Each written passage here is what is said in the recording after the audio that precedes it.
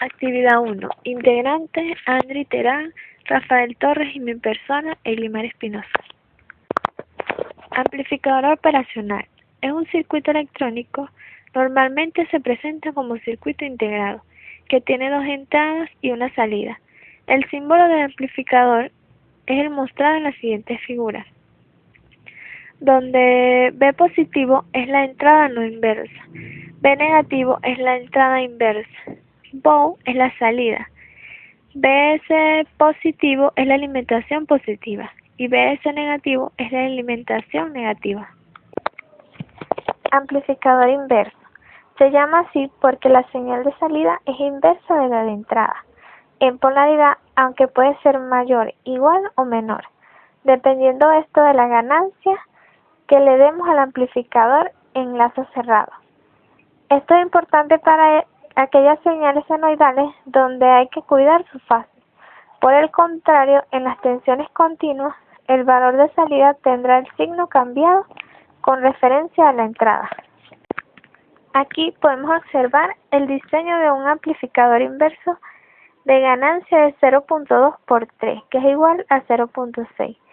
Dado que la ganancia es 0.6, es decir, menor que 1, el operacional se va a comportar como un reductor en vez de un amplificador, ya que para amplificar la ganancia debe ser mayor que 1.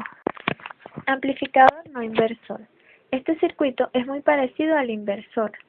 La diferencia es que la señal se introduce por el terminal no inversor, lo cual va a significar que la señal de salida estará en fase con la señal de entrada y amplificada.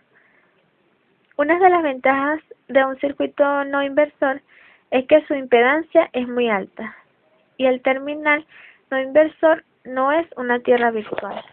Amplificador no inversor. Diseño de un amplificador no inversor de ganancia 2 por 3, donde la ganancia viene siendo 6. En este circuito la tensión VI se aplica en la señal de entrada del voltaje positivo.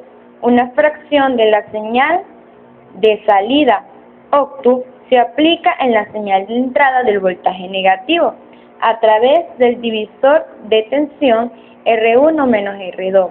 Aquí en esta diapositiva podemos observar su diseño. Amplificador inversor no inversor. Ganancias del amplificador inversor 0.2 por 3, donde la ganancia del inversor viene siendo 0,6. Ganancias del amplificador no inversor 0.2 por 3, donde su ganancia del no inversor viene siendo 6. Ambos son reductores. En la siguiente diapositiva hablaremos sobre los siguientes conceptos. Tierra virtual. Cuando un amplificador operacional no está saturado, trabaja en condiciones normales. Así la diferencia de tensión entre la entrada inversora y la tierra es casi 0 voltios. Entonces se dice que la entrada es una tierra virtual. Si el amplificador entra en saturación, lo anterior ya no es cierto, pues aparece una tensión entre la entrada inversora y la tierra. Voltaje de saturación.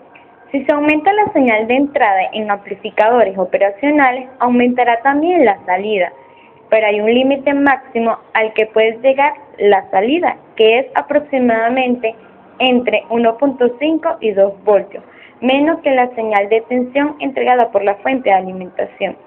Después de esta tensión, aunque aumentemos la entrada, la salida no aumentará. Entonces hay una señal de entrada máxima que hará que la señal de salida llegue también a su máximo permitido por la fuente. Si esta señal de entrada es mayor a esta, se produce la saturación y la tensión de salida será recortada por los picos negativos y positivos. Podemos visualizar su imagen en la siguiente diapositiva. Características de entrada y de salida. Entre las principales características de entrada tenemos que la impedancia de entrada del amplificador no inversor es mucho mayor que la del amplificador inversor. Permite calcular la corriente con la ayuda de la ley de Ohm. la impedancia de entrada es muy alta, de orden de megaohmio. Entre las características principales de las salidas tenemos la impedancia de salida se puede obtener como la impedancia de entrada experimentalmente.